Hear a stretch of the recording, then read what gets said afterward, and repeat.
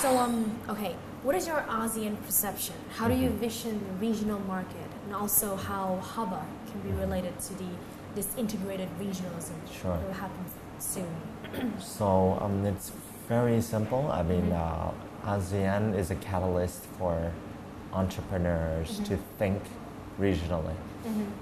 Whether the regulations will materialize in any way, I do not have the expertise to guess or speculate, but I am sure that a lot of people have seen that there is a drive for businesses to operate in bigger markets, especially technology companies where a domestic market of 60 to 70 million people is no longer sexy.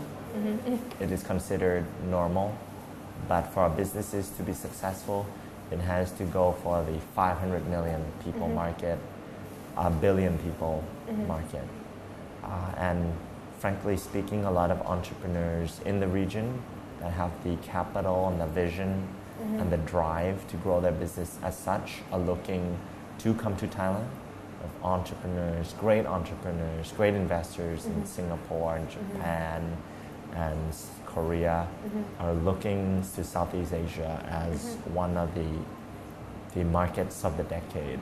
And basically, for Thai entrepreneurs, we definitely want to help them see that vision and say that, you know, Thai companies are not all about manufacturing and service and tourism, but we can actually create great products, great web companies, great mobile apps that actually scale to regional markets. And to encourage that, we definitely provide them with the space for them to create a successful business, get connected with everyone in the community, learn more about how to be a better entrepreneur, better programmer, better designer. But at the same time, we work closely with our partners in Singapore. E27 is a tech blog and events agency that does an incredible tech conference called Echelon in 2012, 1,000 people. Yes, and Echelon Ignite, they did that in November of this year in Bangkok. And about 300 people showed up for the event. A lot of international investors, people from Korea, Malaysia, Indonesia came. And basically, we wanted to showcase Thai startups, the Thai ecosystem, that there was a lot going on to the international audience. But at the same time, we wanted to showcase to the Thai people that there is a gigantic scene, there's a gigantic movement and excitement in startups, in technology, in creating your own companies at the moment, which is so easy and at the lowest cost. So Singapore is now one of the markets that you're looking to, very mostly related to. So how about moving to more challenging markets, for example, in Myanmar, in Laos, they have 4G already, and also in Vietnam, where there are a lot of trade blockers and also very active interactive community there. And also the Russian market in Myanmar, where they actually, a lot of investors are rushing into the market, and they do really need some office space too. Of course. So what do you think of these markets? It's a very challenging market, I would say.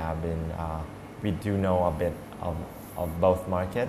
We have people coming from Vientiane, coming from Yangon, who have approached us that they say that there's a demand that they want to do a co-working space or some sort of office, and we've been very encouraging of both ideas.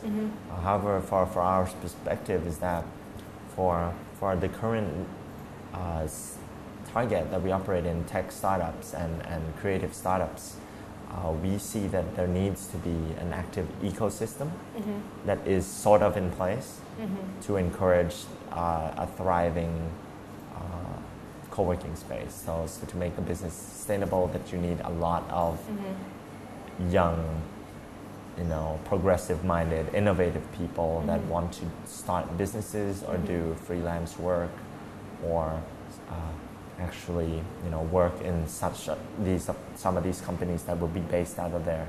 And from my perspective, is that a lot of these markets are slowly opening up. They have the potential to become such like Thailand in maybe 5 to 10 years. But at the moment, we really need to explore whether there is enough size of a talent pool or a lot of young people that are committed to this lifestyle. We're definitely going to both markets in 2013 to meet our partners and explore the market firsthand. What we've always encouraged them is that a lot of these things need to be in place. The universities need to be producing a lot of young graduates that are interested in this work, or that the organizations in Yangon need to have the purchasing power enough to afford some of these services. We definitely see that some of the models might need to be adapted to the local market, depending on whether who is starting companies, most companies in both countries.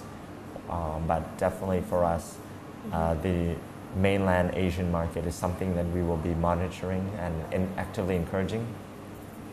On the other hand, for Singapore sits on a strategic location as a hub for investment or for finance, for international business, for regional headquarters. Singapore will remain one of our strategic countries that we will actively engage in. We have a great partner there, and we continue to see Singapore as the link for Thai businesses that want to meet regional companies, that want to take the businesses regional, that they need to look to Singapore first and take the initiative to go there and connect with that local community and all that local infrastructure that is very strong there. It's a great government support. There's a lot of investors, a lot of media there, a lot of people going there first to get to all over Southeast Asia. So they're based there, and we definitely need to bring a lot more people to be exposed to that ecosystem. So we're encouraging people to go to Echelon 2013 so they can be there and see the scene for themselves, and for us to be there to help them connect with a lot of the peoples that they are looking to meet. Do you think the moving toward the AEC 2015, also beyond a year, do you think all Thai businesses, including how about co-working space and other business activities, do you think they're all ready for the free flow of investment, service, labor, people and everything? For us, they have to be, and they are already ready, because for freelancing or internet businesses, web companies, the world is a competition. Anybody can have the same idea 10 times, 100 times over at the same time, and everybody's actively doing something on the same space but in a different angle. So just to summarize, is that the movement of labor is not a challenge. It's actually an opportunity for the minds in Bangkok to connect with some of the best people that are traveling here, that are trying to start companies here, or are here for a few months, and they have so much experience. CEO of successful companies that have exited for $10 million US, $100 million US, and he's here for vacation, or he's here to explore business opportunities, or he's here for investments. And how do you get Thai people connected to these people on a regular basis, and give them the sense, give everyone the sense that there's so much potential that you can actually be an active player in a regional market, and by having this free flow of labor is actually improving your ideas, your experiences, and also even improving your team. If you're actually wanting to do a regional company, you might want to consider having staff that are a local based in that country, and instead of having to groom a Thai person to speak a language and go be based there, a lot of people that we work here already have a local representative, or they have a sales staff in each and every one of the countries that they operate in. They might be operating in 1 to 2 to 10 countries. And for us is that the free flow of labor also is not just about competition, which is always viewed in the traditional mindset where somebody's coming in with more money and more power and they're going to dominate markets. But instead, for a lot of the businesses that we operate in, the members at Haba operate in, the free flow actually allows them to maybe find investment, find better ideas, find better team members, co-founders, find better people that they want to grow their business in other countries. So it's a massive opportunity and something that we will encourage because we are in talks with many co-working spaces in the region. And what we're trying to do is getting people to move.